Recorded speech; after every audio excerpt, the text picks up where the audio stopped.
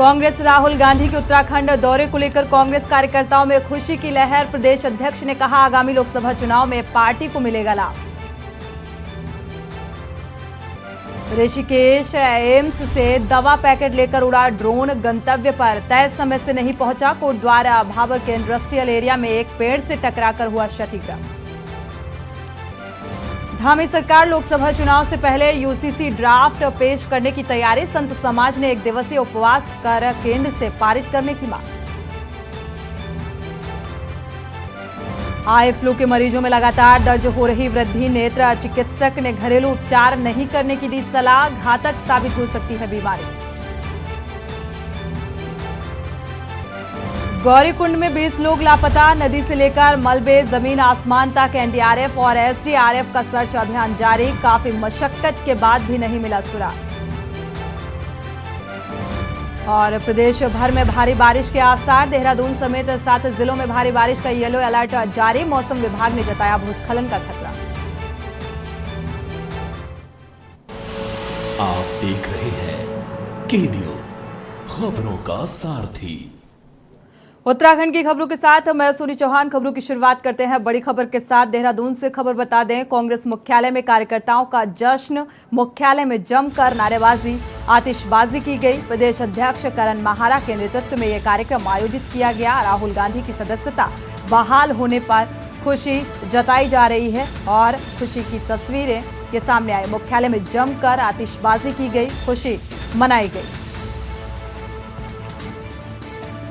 संसद से सदस्यता रद्द कर दी गई थी और इसके बाद इस बहाली को लेकर कांग्रेस कार्यकर्ताओं में खुशी जाहिर करने का ये तरीका आतिशबाजी के जरिए। देहरादून से आपको खबर बता रहे हैं, कांग्रेस मुख्यालय में यह कार्यक्रम आयोजित किया गया और इस कार्यक्रम के जरिए खुशी का इजहार करते हुए कांग्रेस के कार्यकर्ता प्रदेश अध्यक्ष करण माहारा के नेतृत्व में यह कार्यक्रम आयोजित किया गया, जहां पर आतिशबाजी करते हुए राहुल गांधी की सदस्यता बहाल होने पर खुशी का इजहार आतिशबाजी करके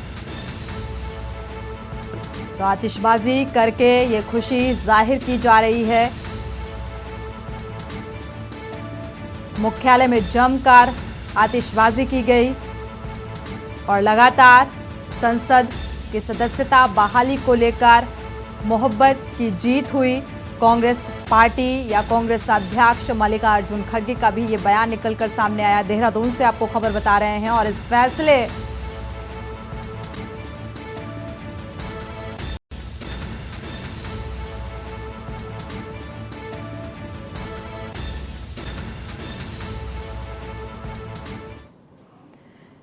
बढ़ते आगे। आगामी 2024 लोकसभा चुनाव से पहले केंद्र सरकार कई कानून पर विचार कर रही है और सामान्य नागरिक संहिता कानून के मुद्दे पर सत्ता पक्ष और विपक्ष आमने सामने आकर खड़ा हो गया है। धामी सरकार ने यूसीसी का ड्राफ्ट बनाकर तैयार कर लिया है। विपक्ष सरकार को यूसीसी के मुद्दे पर घेराव करने का प्रयास कर रहा है।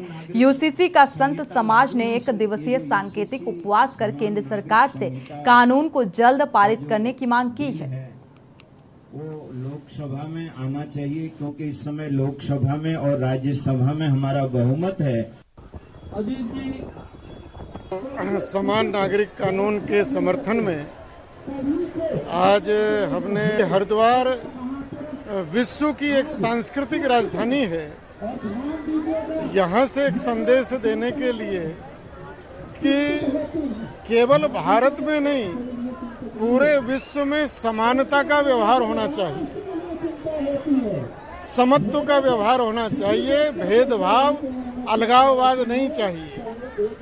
तो देश के अंदर एक देश, एक नागरिक, एक कानून हो, यह देश की संस्कृति को, देश के भविष्य को सुरक्षित रखने के लिए परम आवश्यक है। हमारे देश में समान नागरिक कानून बने, इसके लिए उत्तराखंड राज्य ने पहल की है और उत्तराखंड राज्य का जो ड्राफ्ट है इस बिल का वो तैयार हो चुका है। उसी के समर्थन में आज हरिद्वार के सभी पूज्य संत, आश्रम, अखाड़े इसका समर्थन करने के लिए हर की पौड़ी पर आए हैं।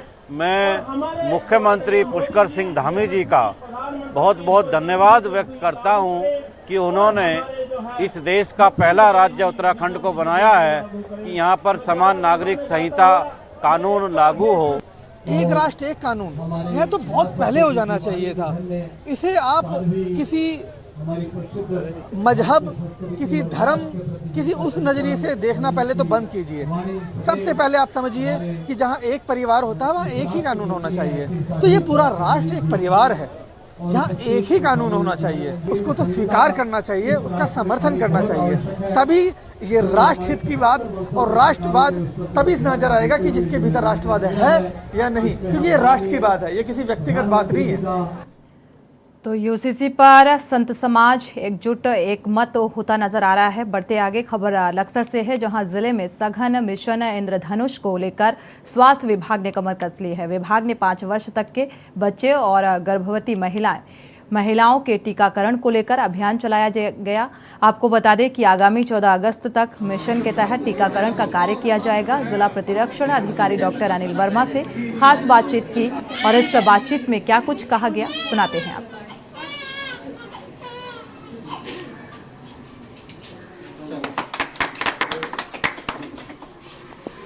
ये हमारा 0 से 5 साल तक के दोबारा यूज भी नहीं हो पाएगा।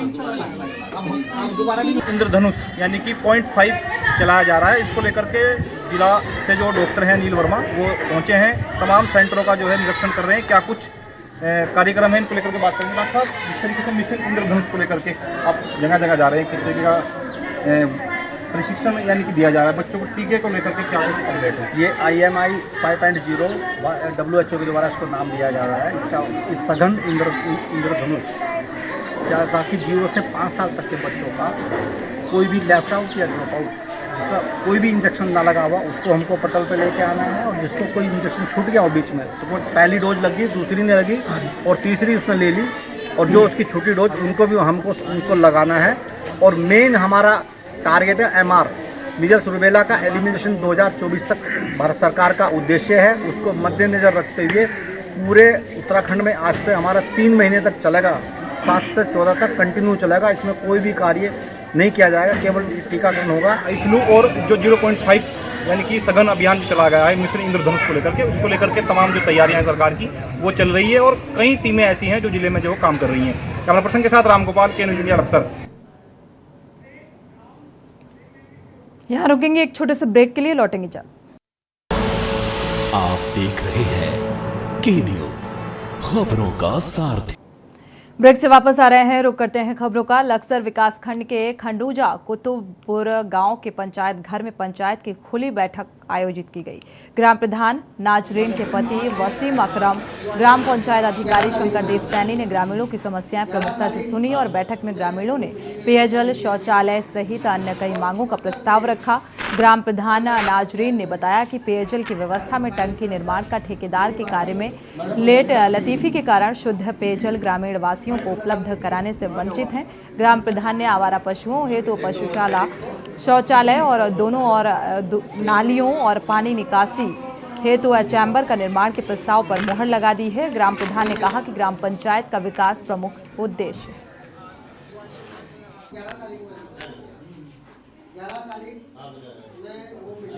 ग्राम पंचायत की खुली बैठक थी और सभी वर्गों के लोग आए हुए थे। सबने अपनी अपनी समस्या बताई और सबकी समस्या सुनी गई।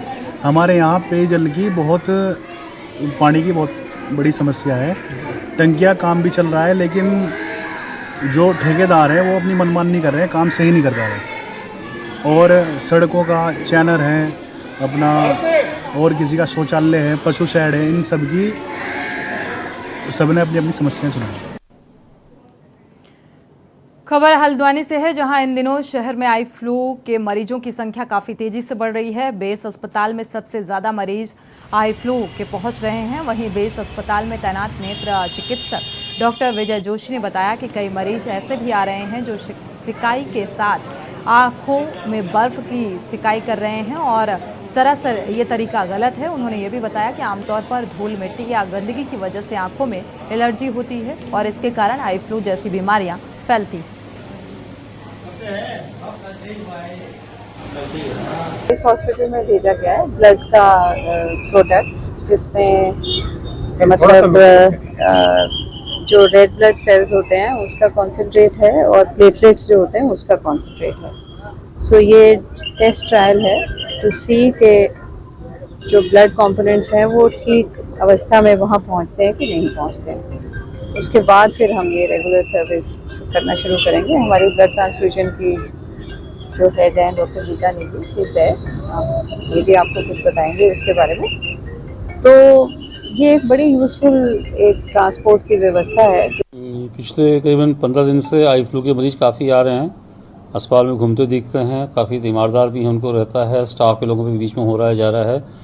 और जो HOD ऑप्थेल्मिक से बताया कि उनकी OPD में करीबन 40 से 50 मरीज पर डे आई फ्लू के ही आ रहे हैं और मोस्ट लाइकली वो कहते हैं ये वायरल ओरिजिन की है, इन्फेक्टिविटी बहुत हाई है, लेकिन अभी तक किसी की वजह से कुछ कॉम्प्लिकेशंस की शिकायत नहीं आई। वरना किसी में कुछ कॉम्प्लिकेशंस भी हो सकते हैं, अभी तक ऐसी शिकायत तो नहीं आई है। ये है इसमें मरीज ज़्यादा शुरुआत करते हैं कि हेडेक बोलते हैं, उसके बाद आंखों से पानी डिस्चार्ज होना, खुजली होना और फिर आंखों का उसमें एकदम से रेडनेस आना या किसी में डिस्चार्ज भी आता है, वो है। खबर लक्सर से है, जहां राष्ट्रीय पुरानी पेंशन बहाली संयुक्त मोर्चा के राष्ट्रीय अध्यक्ष BP सिंह रावत ने पुरानी पेंशन बहाली को लेकर एक प्रेस कॉन्फ्रेंस की, जिसमें कहा गया कि देश के 35 कार्मिक संगठन के 85 लाख कर्मचारी दिल्ली में कूच करेंगे। अगर इसके बाद भी उनकी मांग नहीं मानी गई तो सरकार को आगामी लोकसभा चुनाव में इसका खामियाजा भुगतना पड़ेगा। आपको बता दें कि लक्सर कस्बे में आयोजित प्रेस वार्ता में संयुक्त मोर्चा के राष्ट्रीय अध्यक्ष BP सिंह रावत ने पत्रकारों को जानकारी देते हुए बताया है कि आगामी 10 अगस्त को दिल्ली में पेंशन बहाली को लेकर रामलीला मैदान में कार्यक्रम आयोजित किया गया है। कहा कि देश के 35 कार्मिक संगठन पहली बार एक मंच में आकर अपने हक की मांग करेंगे, जिसमें लगभग 85 लाख कार्मिक दिल्ली पहुंचेंगे।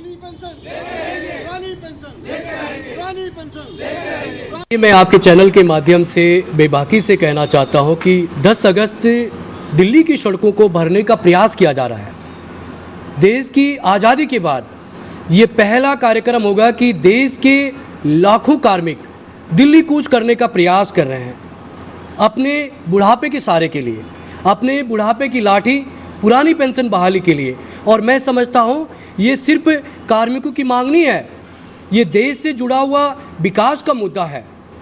हमारे युवाओं की आवाज़ आई, देश की भावी पीढ़ी की आवाज़ आई और इसी मांग के लिए मैं समझता हूँ पूरे देश भर से, कश्मीर से लेकर कन्याकुमारी तक, हर राज्य से, हर शहर से, हर गांव से कार्मिक दिल्ली 10 अगस्त को पहुंचेगा और रामलीला मैदान को भरेगा और दिल्ली की सड़कों से ये पुरानी पेंशन बहाली की आवाज़ बुलंद होगी।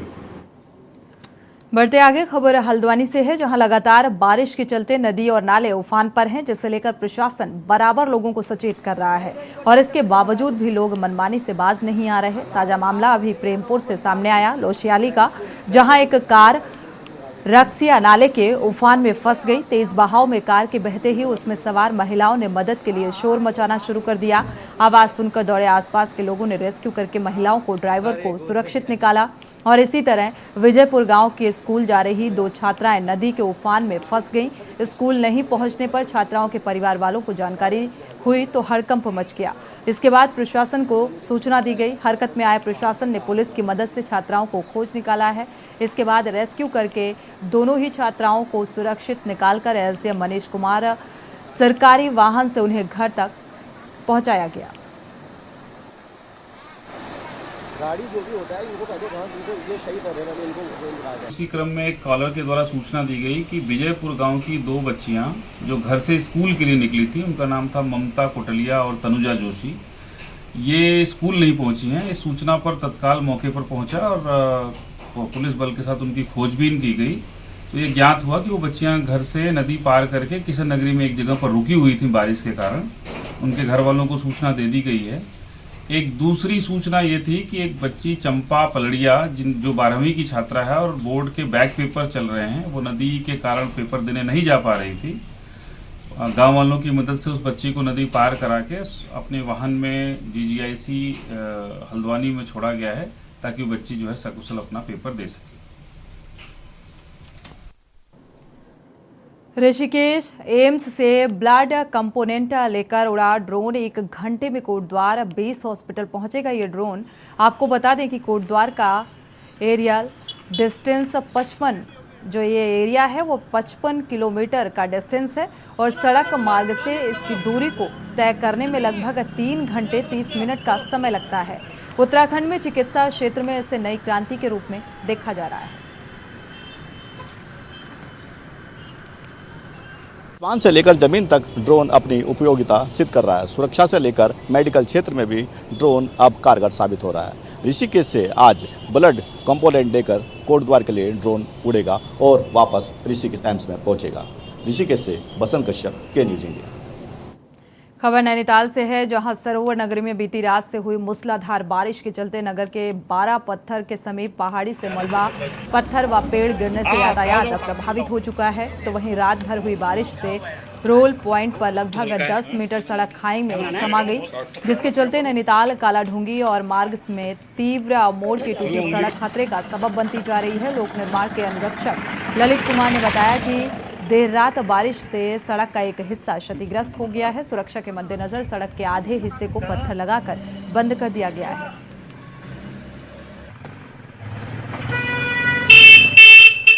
हमें जब सूचना मिली तो हम पूरी अपनी टीम लेके अपने साइट में आ गए थे। वहाँ पर पत्थर लगाया, उसके पास आवाज जाओ करी हमने गाड़ी के साइड पे से। जो सूचना हमें मिली हमने अधिकारी को भी बताया उसके बारे में। और बारिश ज़्यादा होने के कारण अगर ज़्यादा हो गई तो ज़्यादा रास्ता भी डैमेज होने की यहाँ पर संभावना है। यहाँ पर हमारे गैंग द्वारा यहाँ पर साइड पे पत्थर लगाए जा रहे हैं और उसके अनुसार हमारे जो यहाँ पे गाड़ी की आवाज जाओ हो रही है वहाँ पर हमारी ड्यूटी लगी पड़ी है। एक एक करके यातायात हम एक एक करके गाड़ियाँ छोड़ रहे थे। नज़र बनाए रखे हुए हैं ताकि कोई हादसा ना हो और अपनी गैंग यहाँ पर हमारी ड्यूटी लगी पड़ी है। यहाँ पे खबरें अभी और भी हैं, यहाँ रुकेंगे एक छोटे से ब्रेक के लिए, लौटेंगे जब। आप देख रहे हैं के न्यूज, खबरों का सारथी। ब्रेक से वापस आ रहे हैं। खबर हरिद्वार से है, जहां लगातार हो रही बारिश से नेशनल हाईवे और सड़कों पर गड्ढे बन गए हैं, जबकि जिले भर में 6 पुल भी क्षतिग्रस्त हो गए हैं। प्रशासन लगातार गड्ढों और पुलों की मरम्मत के काम में जुटा हुआ है। हालांकि आए दिन हो रही बारिश और मरम्मत के काम में बाधा बन रही है। प्रदेश भर के पुलों के लिए हुए सेफ्टी ऑडिट में हरिद्वार जिले के 6 पुल भी खतरनाक पाए गए हैं, जिसमें सावधानी बरतते हुए हरिद्वार रुड़की के बीच सोलानी नदी के पुल पर भारी वाहनों की आवाजाही बंद कर दी गई है। जिलाधिकारी धीरज सिंह गर्ब्याल का कहना है कि क्षतिग्रस्त पुलों पर आवाजाही को लेकर सावधानी बरती जा रही है। सड़कों और पुलों की मरम्मत का काम तेजी से कराया जा रहा है।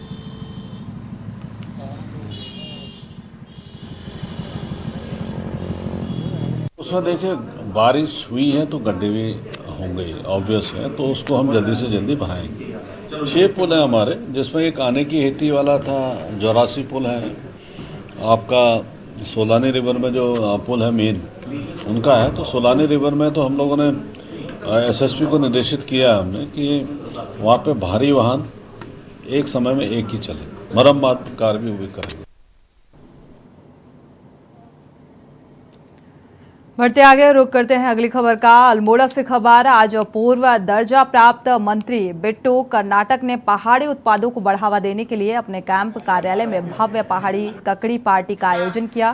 पार्टी में पूर्व मुख्यमंत्री हरीश रावत भी आज वर्चुअल रूप से शामिल हुए और इसके साथ ही सैकड़ों की संख्या में स्थानीय लोगों ने भी इस ककड़ी पार्टी में प्रतिभाग किया। पूर्व मुख्यमंत्री हरीश रावत ने कहा कि ये हमारे पर्वतीय अंचल के लिए बड़े गर्व की बात है कि हमारी पहाड़ी संस्कृति में रचा बसा एक आदमी आज हमारे पहाड़ी उत्पादों को विश्व पटल पर लाने के लिए प्रयास कर रहा है और ऐसी पार्टियां आयोजित कर रहा है ताकि इसका लाभ हमारे पर्वतीय क्षेत्र के काश्तकारों को मिले और उन्होंने उनके उत्पादों का उचित मूल्य मिल सके। प्रशंसनीय और अनुकरणीय है। देवेंद्र कर्नाटक, कमलेश कर्नाटक, रोहित शैली, भूपेंद्र सिंह, मदन मोहन कर्नाटक और चंद्र तिवारी और गौरव कांडपाल, हरेंद्र सिंह आदि लोग इस बीच मौजूद रहे।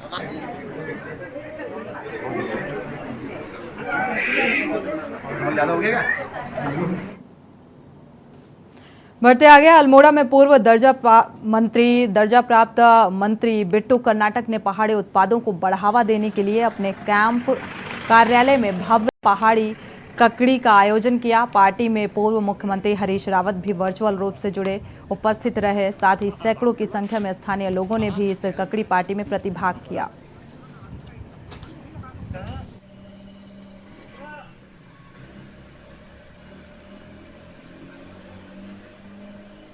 जैसे ऑस्मो के शॉट चल रहे थे ना,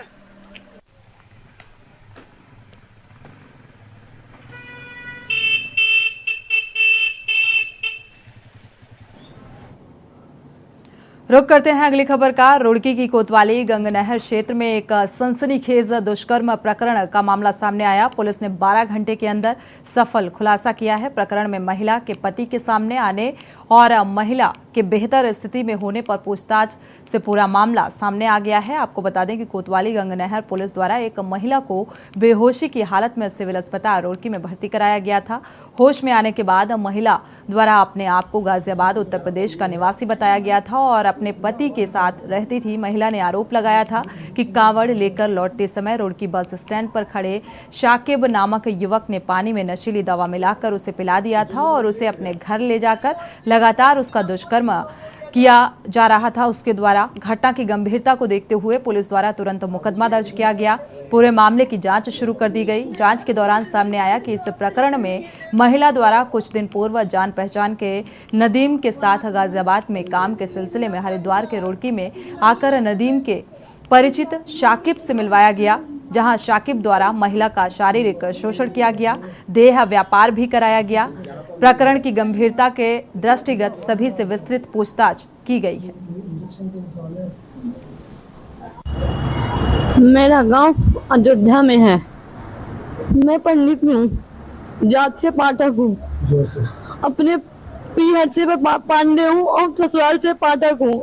मैं जल लेने आई थी यहाँ। साकिब नाम के आदमी ने मुझे क्या नाम है पानी पिलाया, पानी में कुछ मिला के। उसने कहा बहन तेरा फोन चार्ज नहीं है। मैं कहा मेरा फोन चार्ज नहीं है, चार्ज करवा दो। उसने मुझे फोन चार्ज करके अपने घर ले गया मुझे वो, और वहां से ने मुझे नशे की दवाई देके मेरा रेप करवा रहा था। 4-4, 5-5 काम रात दिन 24 घंटे मैं काम करती थी।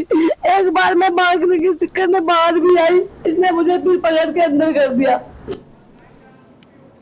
और इसी के साथ खबर उत्तराखंड में फिलहाल बस इतना ही। आगे देखिए हमारा खास प्रोग्राम मंथन हमारे प्रधान संपादक दुर्गेन्द्र चौहान के साथ।